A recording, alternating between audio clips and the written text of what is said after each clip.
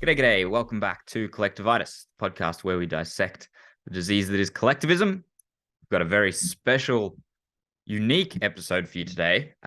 We recorded it a couple of days ago on the 4th of July, actually, and I got a chance to sit down. We had a three-way conversation where I was essentially the moderator between myself, David Limbrick, our Libertarian Member of Parliament here in Victoria, and also Spike Cohen, who is the very prominent US Libertarian who actually ran in the 2020 election there, presidential election, as the vice presidential candidate for the US Libertarian Party. So a really wonderful conversation, which was super interesting. And we did it from Parliament. So from right in the belly of the beast, so to speak, the state's hub of power. So it was a fantastic opportunity for me. I was super excited, as you can probably tell in a moment when you watch the video. But I hope you enjoy this one.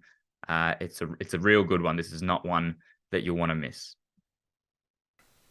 Hi everyone. Today we've got some very special guests with me. Firstly, we have Pietro Angeli. He's on the Libertarian State Exec in Victoria, and he also runs a podcast called Collectivitis. He's going to be hosting questions and stuff today. And we also have very special guests from South Carolina, Spike Cohen. He was the 2020 vice presidential candidate for the Libertarian Party in the US. He also runs an organisation, You Are the Power, which is a Libertarian activist group. And he's out in Australia at the moment. He's come down to Melbourne to talk to us, and he's also going up to the Freedom Conference in Sydney later this week to talk to people up in New South Wales. So great to see you all, and I'll hand over to Pietro, who's going to start the conversation. Fantastic. Thank you. Super excited to be here. Big fan of both of you guys, obviously. We brought you to Parliament House, to the belly of the beast. Yes. Right in the heart of darkness. Yes. As far as you can go for a radical libertarian. The heart of the sovereign in Victoria on the 4th of July, which is our Independence Day. Oh. How more fitting could that be? The first thing, obviously, we're all libertarians, and I think something that we're all really interested in is knowing how we can bring more people into our philosophy. It's kind of the question we're all posing to ourselves constantly. And I think that something really interesting to find out other ways to bring people into the philosophy is to first hear the story of how you yourself got into the philosophy. Yep. Because there might be some telling signs, and there's maybe some hints there into bringing other people in. So we'll start with Spike. How did you become a libertarian first, and we'll go over to David in a second. Sure. So I actually used to be a neocon. So I wasn't just a statist. I was like the worst kind of statist. And it was because I was 19 when 9/11 happened. I didn't really have a lot of political opinions as such. I didn't really trust the government for much. But when 9/11 happened, I fully bought the government and media line, hook, line, and sinker, that the terrorists hated us for our freedoms, and that we needed to bomb the world to make it safe for peace and freedom, whatever. It was looking back, it was a stupid thing to think, but I literally thought it. I believed it because I wasn't hearing any other alternative message. Everyone in government, everyone in major media, this was before podcasts and things like that, they were all saying the same thing. And so I believed in it, but there were these very annoying libertarians who would constantly tell me how you don't trust the government, you want them out of your life and out of your small business. I was a small business owner, but you want it to be bombing the world. You want it to be surveilling your every move without a warrant. You want it to be wiretapping everything you do without a warrant. You want it to be able to, to waterboard you if you're overseas. You want it to be able to drone bomb you. You want it to run up trillions of dollars in debt in your name. And I thought, why do these people want the terrorists to win? Right? And so, but they made a bunch of predictions. Every single one of them came true.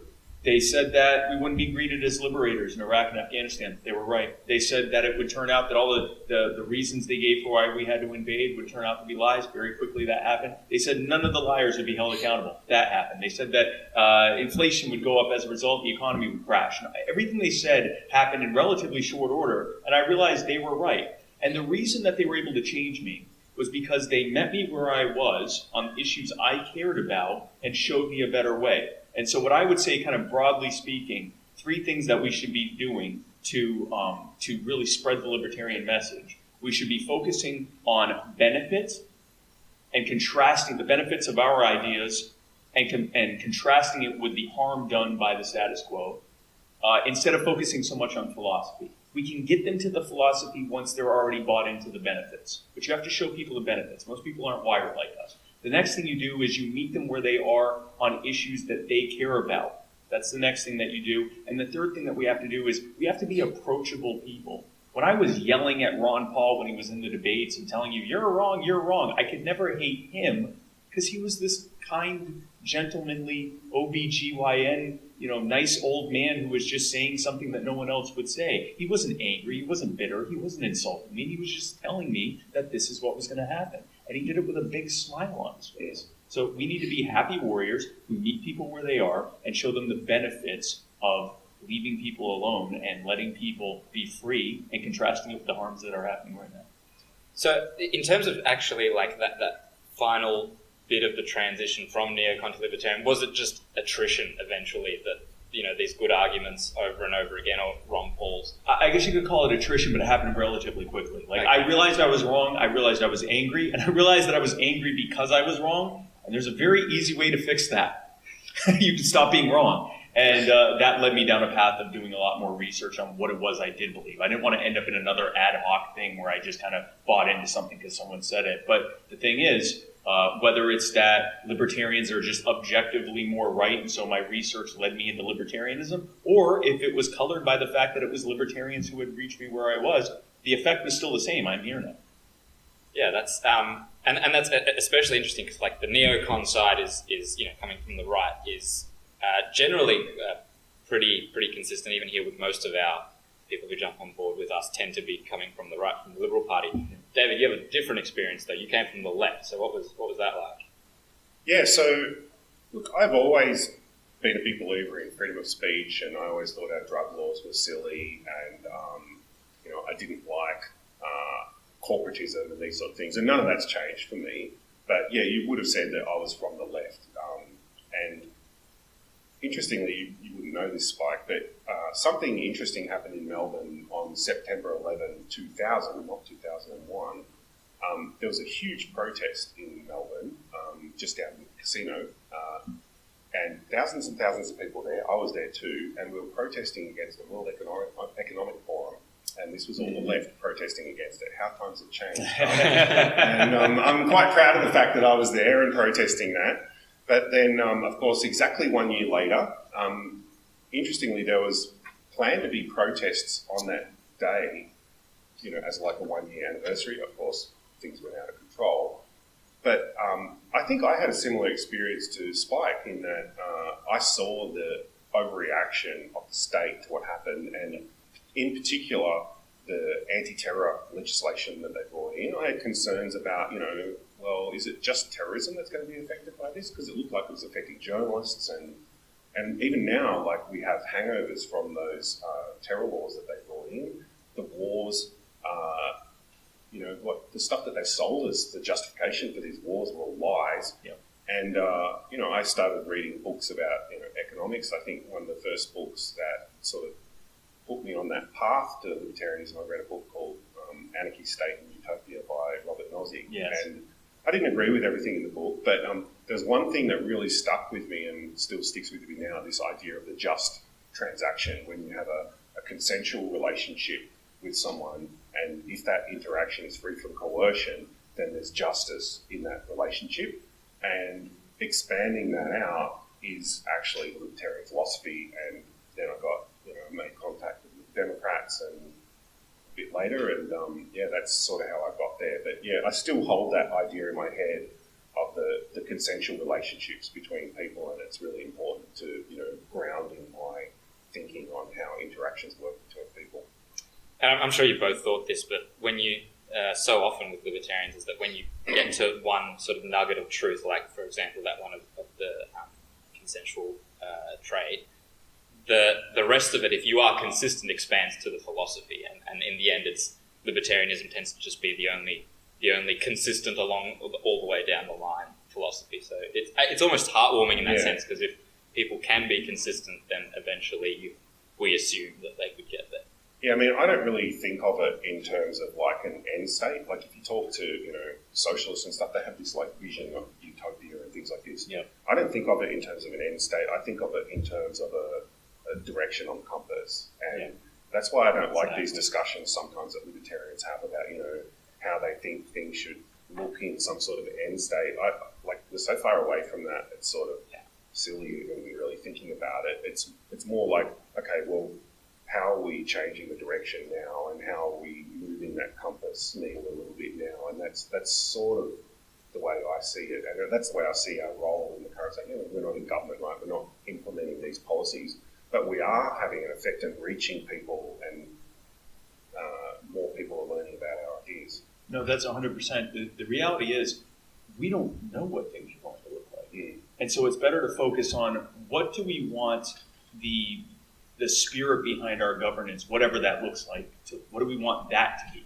Do we want to be respecting people as individuals and respecting their lives and their autonomy and their rights? Or do we want to try to be a nanny state that pretends to know more than they do about how they should live and acts sometimes violently in order to do what's right for them? We know the answer to that, right? But that brings us to a bigger point, which is there's a constant level of anywhere from debate to infighting within libertarians, which I've always found fascinating. I myself am an anarcho-capitalist, and I know there are many minarchists, constitutionalists, even some libertarian monarchists over here and so forth. But we all recognize, kind of speaking to David's point, we're going in the wrong direction. We need to be going almost, I would say 180. Most people would say at least close to 180 in the other direction. And the analogy I use is for us to continue arguing on what the utopia should look like, or which end state, as you put it, we should be arguing for. This would be the equivalent of if the three of us were handcuffed in the back of a van that was speeding towards a cliff that was about to, fall off and we'd all die. And we're sitting there handcuffed, arguing over what kind of restaurant we'd open if we were free and, 20 miles that way, and, which off-ramp would we put it on, and what would be the theme and so forth. How about we focus on getting our cuffs off and getting to the steering wheel and getting the brick off the accelerator so we can not die, and then get out of the van, and then we can start walking back and figure out what we're going to do along the way. I think that's a much better use of our time and our resources, especially when we're a relatively small movement to begin with. We need to be finding people who agree with us on even one or two issues, bringing them in on activism and on policy, and getting them to vote for libertarian candidates and so forth. And then from there, we can expand them into the entire ideology and philosophy, because it is the most consistent. But most people, there's a reason why so many libertarians are kind of engineering minded. We find patterns before most people do. And there's nothing wrong with that, but most people don't. Most people, it's going to take a few times of them agreeing with you before they go, oh, and that's why I should also agree with you on this and this and this and so forth. So, no, I think we need to be focused on the direction. We need to be meeting people where they are. We need to be growing this movement, and we're not going to be getting off that van. Well, let's stick with that analogy, because I do like that. So we're on the van, yes. Handcuffs, heading in the wrong direction. Cheery thought, by the way, very cheery. About to go off the side of the cliff. So, we live in an enormous state. We are so far from anything close to a libertarian ideal that any of us would be satisfied with. Correct. What would you say is, and I'll go to both of you, but we'll start with Spike. What would you say is the most pressing issue that the state is currently infringing upon individuals at the moment? Well, I mean, we learned in the COVID regime, they don't think that you have autonomy over your own body. And that speaks to so many different things. I mean, we could talk about freedom of speech. We could talk about freedom of your ability to defend yourself, which essentially almost doesn't exist here in any real discernible way. We could talk about, whether they think you should be allowed to go outside or not, or to decide that for yourself. But it really speaks to a really core issue, which is that they don't respect us as human beings. An individual politician would more than likely never come up to you and tell you what to do and say, I'm going to kill you right now, or I'm going to put you in a small cage if you don't listen to me. But because they're in a building like this, beautiful building, by the way, they suddenly believe that they have a power in this capacity to put aside that respect that they would otherwise have for you because they're a part of the government. We need to be talking about the fact that it doesn't matter if you're in government or outside of it, you still need to demonstrate a level of respect for human beings. And I mean respect at its core, respecting them as individuals who have a certain level of autonomy, who themselves should be able to make their own decisions, who their lives and their livelihood should be respected. And if they operated from that, we'd already be in a better place. Yeah, and even the building thing, like that whole aura of the grandiose brings this level of separation between the decision makers and the outcomes. And I mean, you obviously even have a much closer idea of how that relationship looks and how detached from almost reality some of your colleagues might be. Would you say that? Yeah, look, I mean, I think, look, definitely there's a detachment, especially people that have been, in politics for a very long time. Like, it's a different world. Like, I've been doing it that long, so I haven't forgotten about what it's like outside of it. But you can see how that could happen.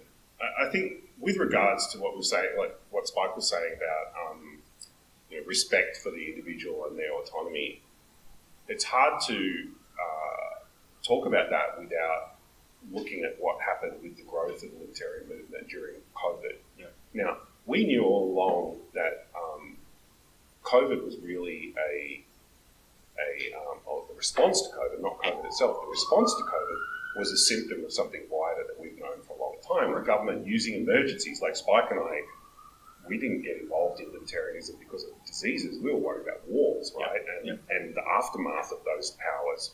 But essentially, it's the same idea. They've got an emergency, they use powers, then after the emergency goes away, some of those powers disappear, but some of them remain and they're still here from there. And that's what I'm concerned about with COVID.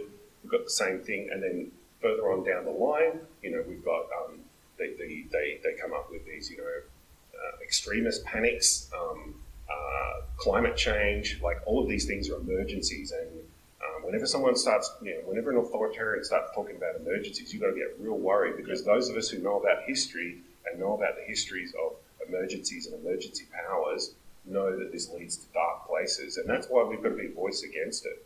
Yep. Yeah. In the United States, we introduced the Patriot Act, which the rule of thumb, and this might be true great here, marketing, by the way. Whatever the name of the bill is, it does the opposite of that. What's the Inflation Reduction? The Inflation Reduction Act, the Affordable Care Act. Pretty much, it's like this thing does the opposite of whatever it is. I hope that's not the same here. But the Patriot Act gave them many surveillance and enforcement powers that were supposed to be used against not just terrorism writ large, but specifically the terrorists who were responsible for 9/11. Most recently, the Patriot Act was used for the federal government to target angry school parents that were showing up to school board meetings to speak out against vaccine and mask mandates. Yeah. That's how far the government can creep in a relatively short period of time, which is why I always say, government will use a pretext that you're scared of. We'll call that X. And then they'll add, after that, the power that they want as a result of that. So they'll say to deal with X, whether it's terrorism or a disease or a threat of violent migrants or crime or whatever else, and they'll say, because of that thing, that pretext, I want the power to do this thing. Focus on that, because that pretext is going to go away one day and it will always creep past that, right? I mean, you see this in the halls of Parliament. Ask yourself, when you see the power they're asking for, even if you agree with them that this pretext is an important thing to deal with, ask yourself, do I want this government to use this against me and those I care about, because I know they will? And if the answer is probably no, then even if you agree with them on the pretext, don't support whatever new power they're trying to get. I can give you a great example of exactly what happened there. So during COVID in Victoria, we've got these special pandemic health laws. And when they were originally brought in, I think it was 2008, they had the powers to shut down businesses and the powers to detain people. Now, the context of those laws when they were brought in had nothing to do with pandemics or anything like that. The powers to shut down businesses was around Legionnaire's disease, like air conditioning contamination, and they wanted to shut it down. And to everyone who saw those rules at the time, they thought, well, that's totally reasonable, right? You need to shut down a restaurant or business to get it clean. And with detaining people who have disease or potentially have disease, at the time, there was a problem with, there was a person who was intentionally spreading HIV. And so the government didn't have the power to stop them doing that. And so they brought that in. And again, like most people would say, well, that's reasonable, if they're intentionally spreading HIV and hurting people. But then they used it for a totally different reason. And this is the thing that people always have to be mindful of, is that the reasons that the government brings in a law is not how that law or that power will necessarily be used in the future. And I always say to people, you have to imagine any new power that you want to give the government, even if you love this government, you totally trust them, you have to consider that every future government is going to have that same power. So I always say to people, imagine the politician that you hate the most and giving them that power. Are you still cool with it? or not. And often they say, maybe not, like, you know, and that's what you've got to be really mindful of. Yeah, they come hand in hand, you know, oh, please give us this, look, we'll look after you, and then, yeah. And the government's very good at selling this stuff, right? They're very good at selling it. They're very good at scaring people and saying, we need to do this, you know, people are going to die. You know, if we don't do this, you know, you're immoral, or, you know, like the people that were standing up against the pandemic, I'm sure it was the same in the US. They were saying, you know, they're immoral, they're extremists, they're conspiracy theorists. They're killing grandma. They're killing grandma, they're Nazis. They're racist, yeah. Somehow race got injected into it at some point. Yeah. I don't even know how that happened. They start calling them all these names. They're like, well, hang on, like, I consider my opposition here to be pretty reasonable, like, and rational, so, yeah. So sorry, just to veer back, because we had started on a different direction and we've kind of come full circle. I had asked what you think the worst, the most pressing issue that the state is encroaching on individual liberty is, and you mentioned bodily autonomy. David, I wanted to pose the same question to you. So what is the most pressing thing that the state is trying to do? Look, I think in Australia, it's limitations on speech. We have very, very serious and dire threats to free speech in Australia at the moment. We have the federal government has got an exposure draft out now of their misinformation bill. Effectively, the government is going to be able to decide what they think is truth and what isn't truth, and force social media companies to remove material that they don't like. Of course, they exempt themselves from that, even because I think the government spreads more misinformation than anyone. Yes. They exempt themselves, they exempt a bunch of other of their friends in their class, I suppose. But average people who want to have their say about things, they're going to shut that down. And I think this is an absolutely horrendous bill. We need to fight against it. But also in Victoria, we've got, they're calling it anti-vilification laws. Basically, they want to bring in new restrictions on speech. They're being egged on really hard. Now, to the government's credit in Victoria, they're actually slow walking this. They've said, this is complicated, and they've actually said that we're going to do it 18 months down the track. They're kicking it down the road. So, sorry, what are these restrictions in speech? Well, we don't know yet. But what they're being pushed for, what was the catalyst? Like, they were saying that they're going to do it for a long time, but there was a big catalyst back in March. They had that Let Women Speak rally. People didn't like women speaking about these. They were about issues to do with, trans and women's rights. And I went along to that in March. Interestingly, I didn't get attacked. It was only women that got attacked. But I was looking at it in the context of, all right, well, what's the real issue here? And there's a lot of issues that libertarians, I think, should care about. Like, firstly, there's freedom of speech. Regardless of whether you agree with them or not, they should be allowed to speak and shouldn't have hordes of people telling them to shut up. But secondly, issues around freedom of association, freedom of belief, parental rights, like these sort of things are things that we should be thinking about, and they're totally legitimate. And to just demonize them as Nazis and want to bring in laws to silence them is outrageous. Like, it's absolutely outrageous. So but that's just going to be one thing. Again, they bring it in for that purpose, but of course, who knows what they're going to use it for, right? We've got no idea. And they've also set the precedent in last year, so that they bring in these special laws to stop, Nazis, right? So I think it's probably less than 100 Nazis in Victoria. But anyway, they banned the swastika from public display. And everyone says, well, that's a reasonable thing. I don't like swastika, and not many people do, but they're setting the precedent of banning symbols. Yep. And then what they want to do next is they want to ban the Nazi salute, the Roman salute. And again, you've set the precedent of banning symbols. Now you're setting the precedent of banning gestures. Yeah. And they're already talking about, what other symbols do we need to ban now? Because, of course, these extremists are not stupid. They just come up with new symbols. And I saw at some other march, they had it was quite funny. They had a symbol which was like 4 arrows with a dot in the middle. And I'm like, I've never seen that symbol before. When I went to the airport last time I saw it, it's the emergency assembly point symbol. So I'm not sure how they can ban that. But anyway. Yeah. There was something important that you mentioned, David. You were talking about all the pretext behind why they want to do this. There are Nazis, there are women saying things that, offend people. There are all these different things. And when Pietro said, well, what is it they're going to do? You said, we don't know. That's a very key thing, folks. It's very important that very often they're coming to you and saying, because of pretext X, give me power to be determined at a later date. Give me a blank check for power. Bad enough that they'll often come and say, we want these specific powers. In many cases, and there's a term we use in the U.S. that Nancy Pelosi said during Obamacare, she said, we have to pass it so we can find out what's in it.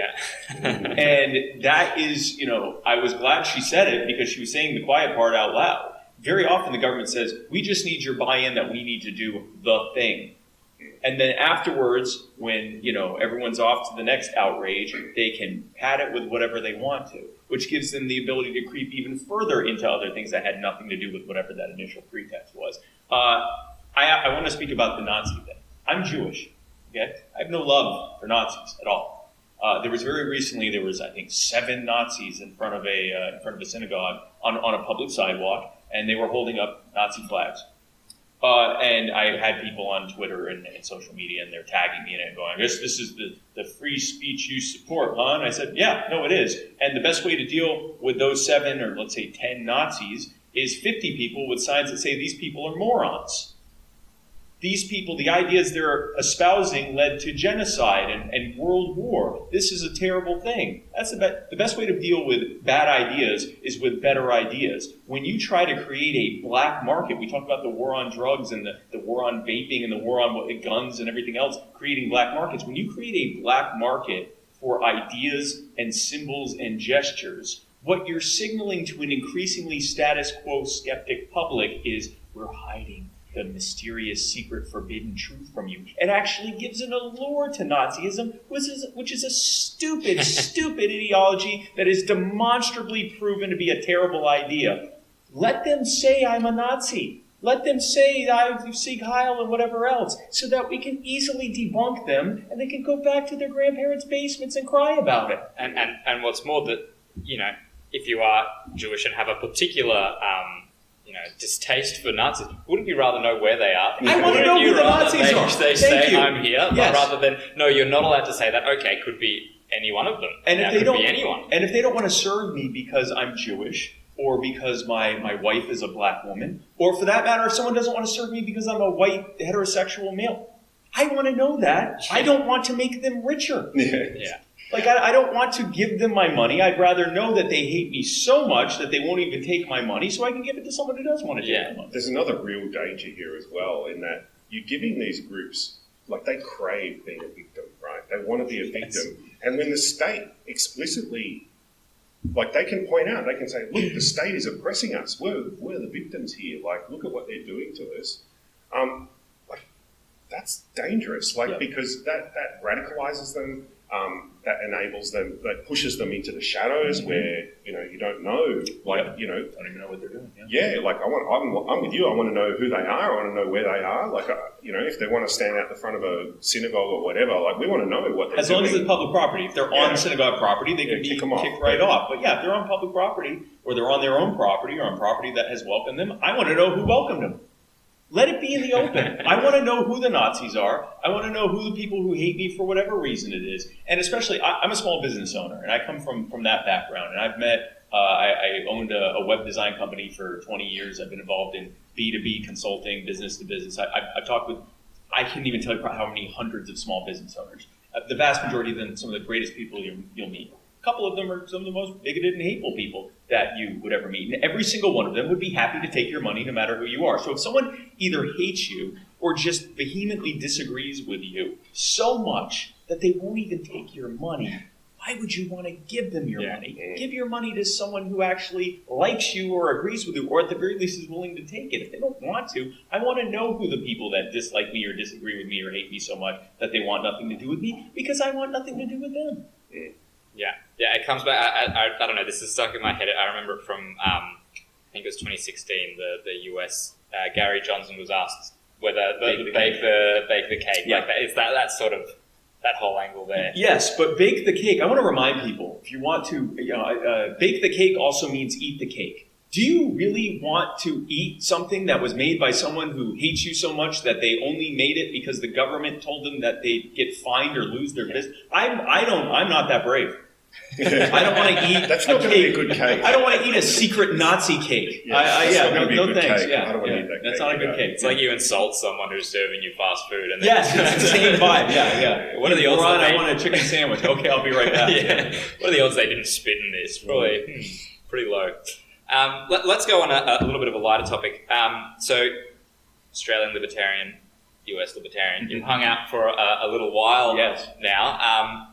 Was there anything that's surprised you about coming into contact with this other sort of branch of the philosophy in another country? Anything that surprised you, similarities, differences, or anything like that? We'll start with that. Look, I've been following Spike for a long time, so I didn't get a lot of surprises, but it was great to talk to him in person. Look, I think there's a lot of common ground.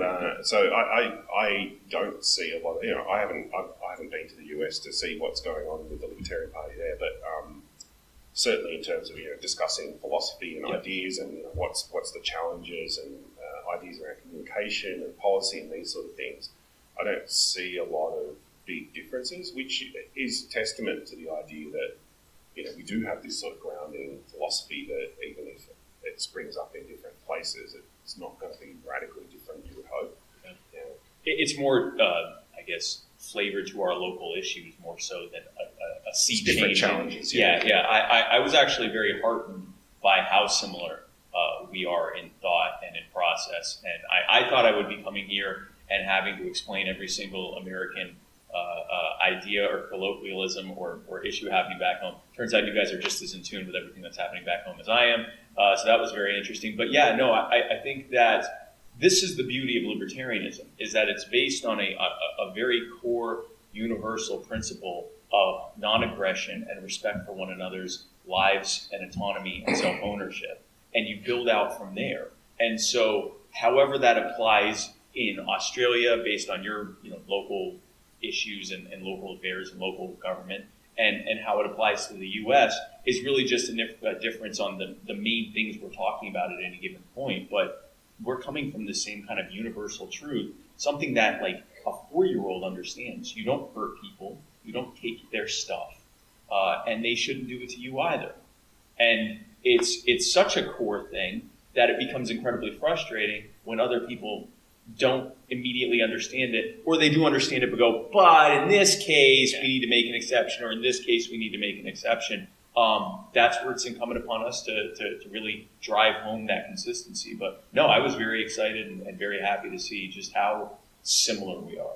Sometimes when I hear, I follow a lot of US libertarians as well, sometimes I hear quite often actually, I would say, when they talk about Australia and how Australia reacted to COVID. Australia's kind of looked at as, oh, geez, that is a hellhole over there. Was that your impression? Can I defend Australians to Australians real quick? So one of the biggest things I wanted to do when I was here was show my American audience back home who said, those Australians are just a bunch of blue-pilled loser tards, whatever. And that the reality was that none of that's true. They're red-pilled and they're not any kind of tard. No, that there were many that did actively resist, and that you had a much bigger uphill battle.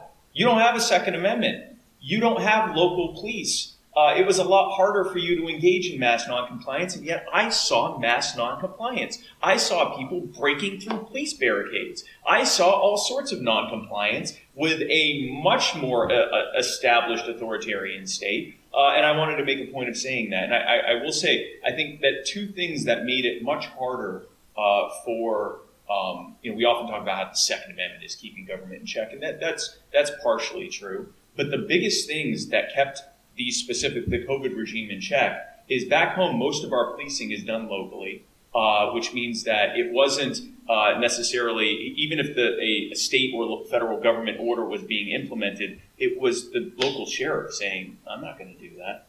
And having the authority to have the discretion to decide what they want to enforce or not. An elected official, the sheriff, saying, no, I'm not going to enforce that. Or local city council saying, no, I'm not going to enforce that. It made it a lot harder for there to be this uniform application like there was here. But the other thing that happened, and also here as well, is mass noncompliance. I mean, the reality is that if even a small handful of people refuse to comply with something, even if they get beat down, even if they get punished, even whatever happens to them, a bigger group of people behind them that's maybe not quite as brave or let's even say reckless as they are says, well, if they can do it, I can do it. And then behind them is an even bigger group, and behind them a bigger group, and so on and so forth. And so eventually you have a mainstream movement of people saying this is wrong, we're not going to comply. And at that point, the government either decides suddenly to not have this rule or enforce it anymore, or they have to show the public that there is no such thing as government power. There's only what they're willing to enforce and we're willing to tolerate. I think that was a really interesting observation, like that we had in a discussion about the police and how they work. So in Victoria, it's run by the state government. I know in the US and Japan and many other countries, it's like the local counties and councils that do it. And it's like, you could imagine in regional areas, if it was the police doing it, like that's your cousin, your neighbour, and this sort of thing. Very hard for them to, lock someone up for not wearing a mask or walking down the street at the wrong time of day or something. Like that sort of stuff's not going to work. Whereas if you've got this sort of detached state government police force, it's a very different scenario that we've got in Victoria or in Australia. I think, I'm not sure about every state, but certainly most states, I think it's run by the state governments. I remember seeing that firsthand when there was the protest movement, which to your point, the protest movement here that grew every time there was a protest, the next one was much bigger because it encouraged people who were still at home to join on top of it. But you would see the front line of police officers, the ones who were doing the macing and whatever else, they were kids. They weren't like the people who are likely to start that crowd. They were the new ones, the new recruits who would go there, who they'd put on that front line, and that was clearly tactical and kind of does that same thing of avoiding the repercussions of having to do something to your neighbor. Same reason that they typically want to recruit people into the military who do the frontline work at like 17, 18, 19 years old. The officers can be a little bit older, but they don't want the older ones to come in unless they've been there the whole time and have worked their way up through the brass and are fully indoctrinated into it, precisely because if they tried to draft me, I'd say, I'm not doing that. Well, I got back issues. but also, like, I'm not going to do that. Like, that's wrong and I'm not going to. And a lot of times, someone who's younger, you can kind of use that seniority and try to, convince them that this is the right thing. And I mean, that speaks to why it's important for us to be focusing on younger people, because that's when our minds are the most likely to accept new ideas, good or bad. I mean, it can go either way. And so I think it's really good. I think I met some libertarians that are starting the Libertarian Youth Council or the Libertarian Young Libertarians or something like that. And I said, this is fantastic. This is exactly what we need. When I was in my teens, there was no young libertarian anything. And I was a small business owner at 16. I would have been perfect for that, but I had never heard those ideas until I was older and finding out I was wrong about the war on terror. Yeah, I think by default here, the left is really good at taking the targeting, and that sounds like that's very similar in the US as well. I'm a school teacher, so I see it. It's written into the curriculum to target them at that age. Let's pivot back to the COVID thing, because I think that's really interesting. You're both extremely prominent figures in your own countries, prominent libertarian figures. And so I kind of want to know a little bit about what COVID was, as far as, certainly in my lifetime, the biggest moment of state tyranny clampdown that I've ever seen. And I wasn't a well-known person. What was it like being a libertarian figure and speaking for individual liberty at a moment when individual liberty was almost a bad word? Start with Dave. We knew right from the start, well, we didn't know how long it was going to go on, right? We knew right from the start there would be a point where we would have to push back, and we would have to do it in a way that, like anyone people were scared, right? They were scared to speak out because they were getting cancelled, they were getting attacked, and all that sort of stuff. We needed to make sure that when we spoke about it, we did it in such a way that we wouldn't get, framed as like crackpots or cookers or whatever. And that was really hard. And like I saw a few people before us who they weren't in politics, but they stood up and said this is wrong, and they sort of like what you were saying before about you've got this vanguard and then other people watch that. And I was watching some of these people and going, well, we have to do something now, and we have to stand up. Like, what are we going to do? We're going to remain silent? No, we can't just say nothing. We have to speak up here. And so I think that, we were probably in that second line on that. There was a few people that came out first, and then like lots of others followed us, and I think that was important. But we were lucky we're not lucky, we're very careful in the way that we spoke about it, so that it wasn't easy to frame it. At least when I was speaking about it, I avoided talking about things like the science and things like this. I spoke about people's rights and their freedoms and why that's a wrong thing to do, rather than try and get bogged down in arguments about transmission and all this sort of stuff. I just bypassed all that. Yeah. So in March of 2020 was when I made my first anti-lockdown video. And it was actually before I even got the nomination for vice president. I was running for the nomination, but I made that video, and the lockdowns hadn't even made it to the U.S. yet. I was watching them happen in Europe. They'd obviously already been happening in China.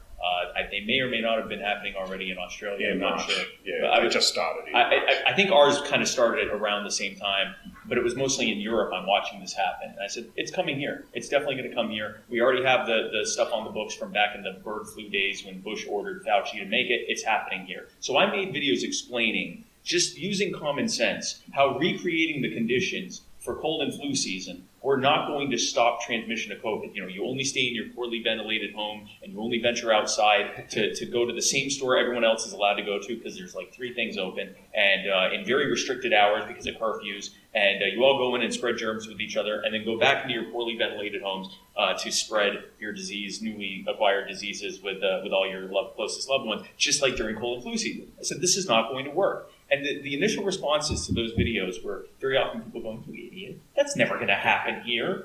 And within a matter of weeks, when I'm making my second one, now that they are here, a lot of those same people were saying, you're going to kill everyone's grandmother if you go outside.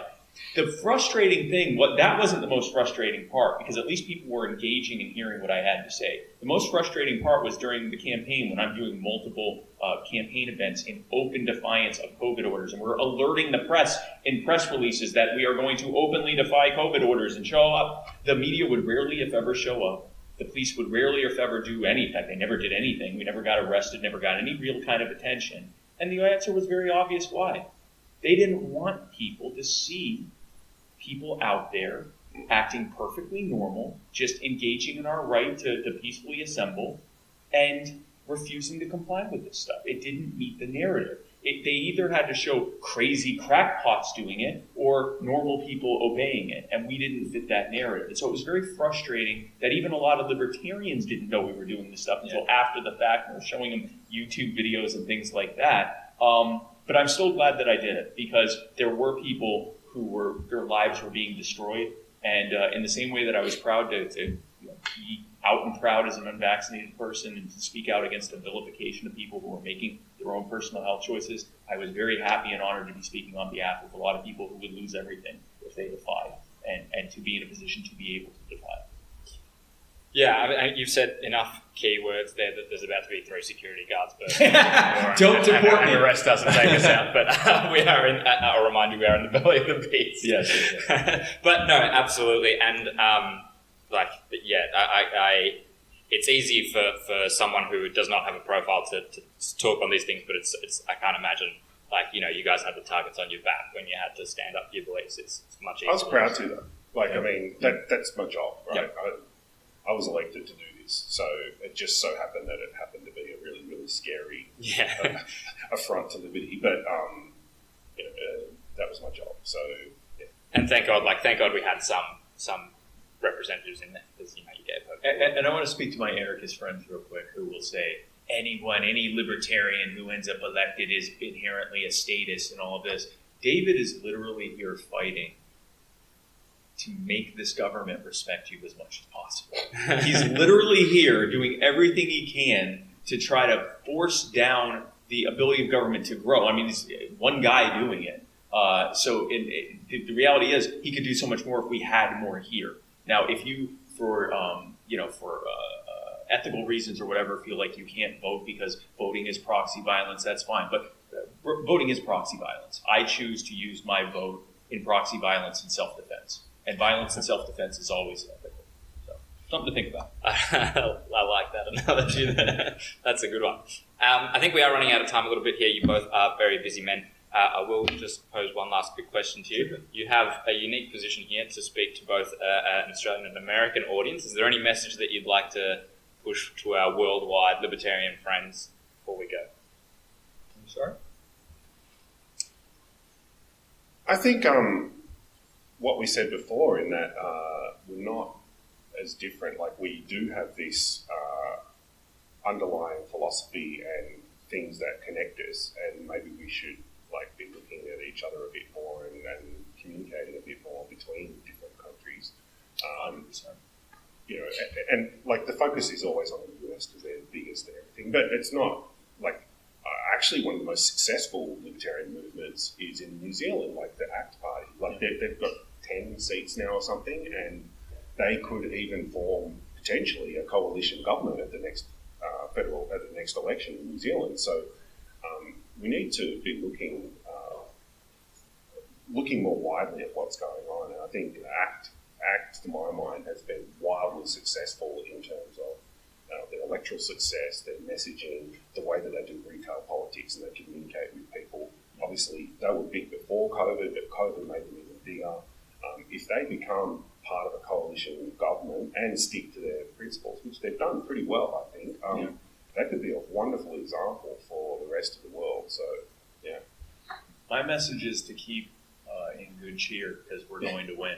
It can feel very, very frustrating very often that we're such a small movement, relatively small movement, and that there's this creeping tyranny across the globe that seems to be unstoppable. They seem to just, every day they have more power than the day before, and here we are arguing on Twitter with people who are asking, what about the roads? And it feels like we're never going to get anywhere. But I'm going to remind you of something. Every major movement on this planet that has resulted in people having more freedom and liberty and therefore living better and more prosperous lives, every single one of them started with far smaller movements, sometimes 2 or 3 people at a table, literally, sometimes one family at a table. And they knew the odds. In fact, sometimes they couldn't even fathom the odds that were against them. They knew how stacked the chips were against them. They knew that very often their lives and the lives of their loved ones were in danger. And they knew there were people that were telling them, please don't do this, please stop, let's just go along to get along. And they refused to do that. They wouldn't stop until they won, because the alternative was to just shrug and say, well, I guess this is how it's going to be. And that was unacceptable to them. That's unacceptable to you. And however many years or decades from now, when we win, people are going to remember you, the trailblazer, the innovator, the person who would not give up because you weren't going to stop fighting until we won. We are going to win. And when we win, it's going to be because of people like you. That's about as good a final statement as we can have. Thank you very much for your time, gentlemen. It's been an absolute pleasure. Cheers. Cheers, mates.